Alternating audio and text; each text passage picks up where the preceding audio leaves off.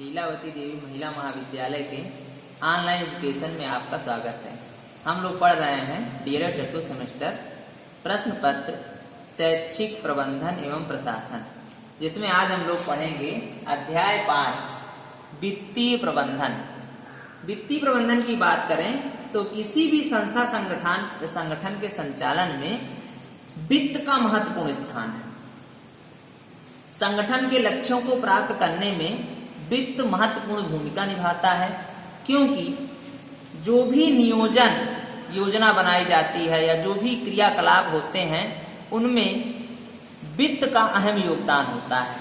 बिना वित्तीय प्रबंधन के, बिना वित्तीय व्यवस्था के विद्यालय का कोई भी कार्यक्रम संचालित करना संभव नहीं है।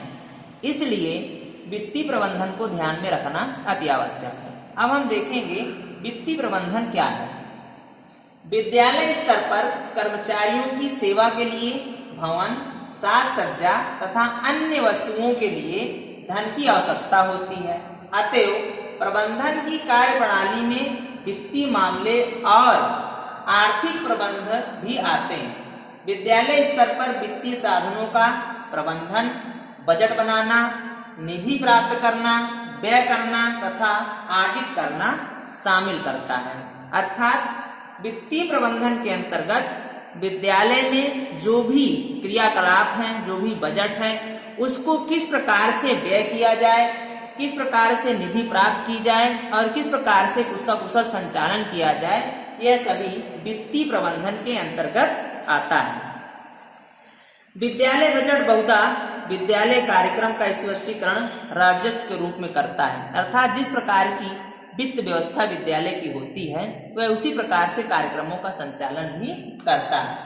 अब हम देखेंगे विद्यालय अनुदान। विद्यालय अनुदान की बात करें तो विद्यालय अनुदान मुख्य रूप से मुख्य वित्तीय सहायता है जो विद्यालय को प्राप्त होती है। प्राथमिक स्तर पर 5,000 रुपए प्रतिवर्ष और उच्च प्राथमिक स्तर पर 7,000 रुपए प्रतिवर्ष विद्यालय को प्राप्त होते हैं। अब उस पैसे का किस प्रकार से उपयोग किया जाता है उसको हम बिंदुवार समझेंगे। सबसे पहले है विद्यालय के उपकरण की मरम्मत हेतु। ये पैसा विद्यालय के उपकरणों की मरम्मत के लिए होता है। दूसरा है विद्यालय सौंदर्यीकरण हेतु, गमले एवं फूलों के पौधों की व्यवस्था करने हेतु विद्यालय की जो साज सज्जा होती है सौंदर्यीकरण, उसके लिए इस वित्त का प्रयोग किया जाता है। इसके बाद बच्चों के बैठने हेतु फर्नीचर, दरी, चटाई आदि खरीदने में इस पैसे को फर्नीचर, दरी, चटाई आदि खरीदने में प्रयोग किया जाता है। इसके बाद आवश्यक स्टेशनरी क्रय करने में विद्यालय में विभिन्न प्रकार के अभिलेख होते हैं, पेन, ग्लोब आदि जो है आवश्यक स्टेशनरी भी इसके माध्यम से खरीदी जाती है।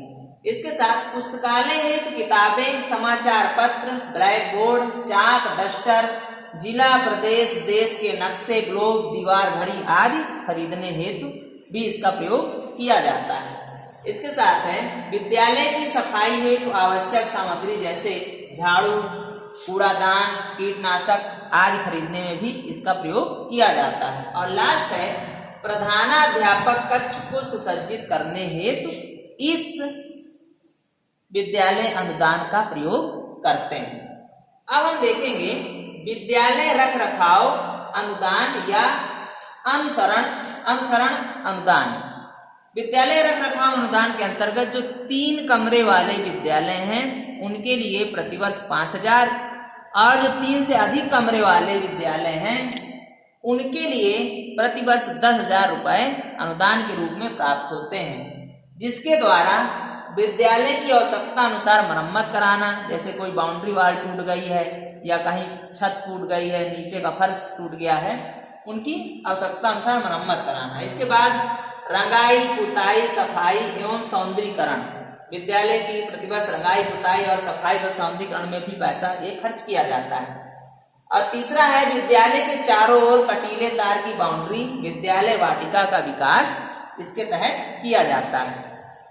अब हम देखेंगे विद्यालय धनराशि का प्रयोग करते समय ध्यान रखने हेतु सुझाव। जो विद्यालय की धनराशि होती है उसको व्यय करते समय अध्यापक को या प्रधानाध्यापक को विशेष रूप से ध्यान देना चाहिए कि उस पैसे का सदुपयोग होना चाहिए। तो किस उस व्यय करते समय किन बातों को ध्यान रखना है यह हम देखेंगे। सबसे पहले है क्रय एवं भुगतान हेतु निर्धारित नियमों का पालन हो। जब भी कोई भुगतान करना हो या क्रय करना हो तो उसके लिए निर्धारित नियमों को पालन किया जाना चाहिए। दूसरा है तर्क संगत प्रक्रिया के अंतर्गत वस्तुओं का क्रय किया जाना चाहिए। जो भी वस्तुओं के क्रय करने की प्रक्रिया है वह तर्क संगत प्रक्रिया होनी चाहिए।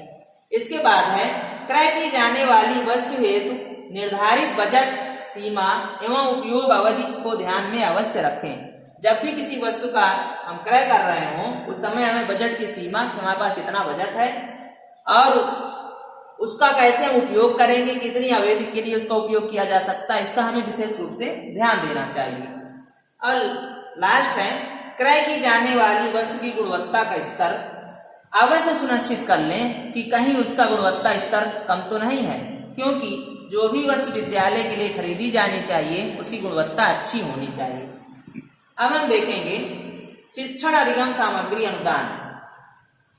प्रत्येक विद्यालय के जो शासन द्वारा शासित हैं, चाहे वह प्राथमिक विद्यालय चाहे उच्च प्राथमिक विद्यालय हो, वहां पर टीएलएम के लिए शिक्षकों को प्रतिवर्ष 500 रुपए प्रदान किए जाते हैं। उन 500 रुपए के माध्यम से वह ऐसे टीएलएमओ का क्रय करते हैं या उनका निर्माण करते हैं जिससे शिक्षण अधिगम प्रक्रिया में उनका महत्वपूर्ण योगदान हो, उनकी अहम भूमिका हो।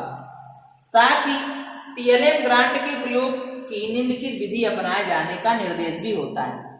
नंबर 1 है टीएलएम निर्माण हेतु कच्ची आधारभूत सामग्री का क्रय। उस जो उनको अनुदान प्राप्त हो रहा है टीएलएम के लिए, उसके लिए कच्ची आधारभूत सामग्री का क्रय करना चाहिए अध्यापक को। दूसरा है कुछ बड़े व जटिल निर्माण प्रक्रिया वाली सामग्री का क्रय, जैसे ग्लोब, नक्शा आदि। अध्यापक को टीएलएम के लिए जो पैसा प्रदान किया जा रहा है उसको व्यय करते समय, खर्च करते समय विशेष रूप से ध्यान देना चाहिए कि वह केवल 100 पीस ना हो, केवल दिखावे के लिए ना हो, बल्कि कक्षा में शिक्षण करते समय उसका सही से उपयोग किया जा सके और वह एक लंबे समय के लिए हो। मतलब कि ऐसा ना हो कि उनका प्रयोग करते ही मान वह समाप्त हो। वह वस्तु ऐसी हो जो लंबे समय तक विद्यालय के उपयोग में आती रहे। अब हम देखेंगे टीएलएम ग्रांट से प्रबंध करने वाली या निर्माण करने वाली सामग्रियां, वह कौन कौन सी सामग्रियां हैं जो टीएलएम ग्रांट के माध्यम से निर्माण की जाती है या खरीदी जाती है। तो पहला है गणित विज्ञान किट सामग्री। इसके तहत गणित विज्ञान किट सामग्री खरीदी जा सकती है, जिससे विभिन्न प्रकार के प्रयोगशाला में उपयोग की जाने वाली वस्तुएं आ सकती हैं, जिससे बालकों के गणित और विज्ञान के कौशल को निखारा जा सकता है। इसके बाद है वंशावली कार्ड। विभिन्न प्रकार के शासकों के वंशावली कार्ड का भी निर्माण इसके तहत किया जाता है, जिससे छात्र आसानी से उनकी वंशावलियों को याद कर सकते हैं कि किसके बाद किसका शासन था, किस किस क्रम में कौन सी घटना घटित हुई। इसके बाद मॉडल। मॉडल के अंतर्गत विभिन्न प्रकार की वस्तुओं के मॉडल, जैसे पर्वत, पठार, नदियां आदि का मॉडल इसके तहत खरीदा जा सकता है, क्रय किया जा सकता है। इसके बाद मानचित्र। देश विदेश या विश्व के विभिन्न प्रकार के नक्शों के मानचित्र का भी क्रय किया जा सकता है। उसके बाद संग्रह। विभिन्न प्रकार की वस्तुओं का संग्रह भी इसके अंतर्गत किया जा सकता है। इसके बाद है प्रोजेक्ट कार्य।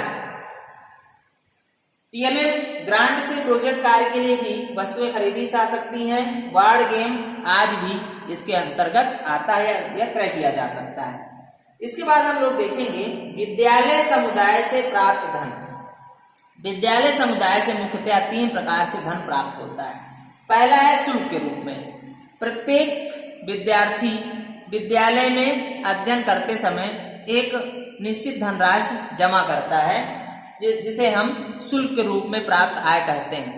वर्तमान की यदि बात करें तो वर्तमान में शिक्षा पूरी तरह से निःशुल्क हो गई है, इसलिए शुल्क के रूप में अब आय नहीं प्राप्त हो रही है, पहले प्राप्त होती थी। इसके बाद है दान के रूप में। विद्यालय में विभिन्न प्रकार के समाज सेवी, शिक्षा प्रेमी और ऐसे व्यक्ति जो अपने मान सम्मान और अपने प्रभुत्व के लिए विभिन्न प्रकार से विद्यालय को कुछ राशि धन के रूप में दान करते हैं या कुछ वस्तुएं दान करते हैं, जैसे मेज है या वहां विद्यालय में उपयोग करने वाले विभिन्न प्रकार के टीएलएम हैं, वह दान के रूप में विद्यालय को प्राप्त होते हैं, जो एक प्रकार से आय के स्रोत हैं।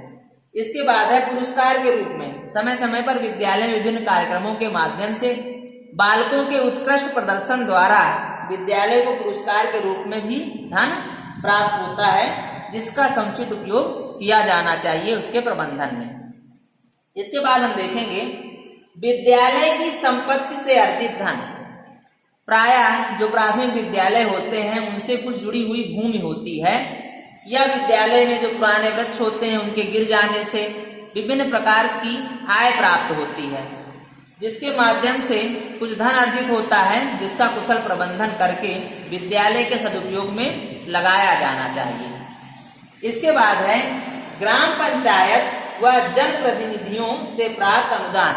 समय समय पर विद्यालय में ग्राम पंचायत निधि के माध्यम से धन आवंटित होता है, साथ ही जो उस क्षेत्र के सांसद या एमएलए होते हैं उनके माध्यम से भी कुछ अनुदान प्राप्त होता रहता है, जिसका विद्यालय को सदुपयोग करना चाहिए और अपने विकास में उसका प्रयोग किया जाना चाहिए। इस प्रकार से हम देख सकते हैं कि वित्तीय प्रबंधन विद्यालय के जो शिक्षा का स्तर है उसको ऊपर उठाने में, विद्यालय में गुणवत्तापूर्ण शिक्षा प्रदान करने में एवं विद्यालय के साज सज्जा और सौंदर्य में अहम भूमिका निभाता है।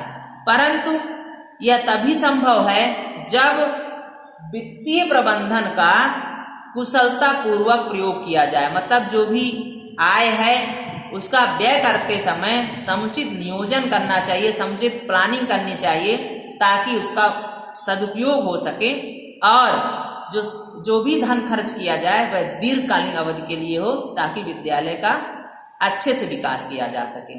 आज के लिए इतना ही, धन्यवाद।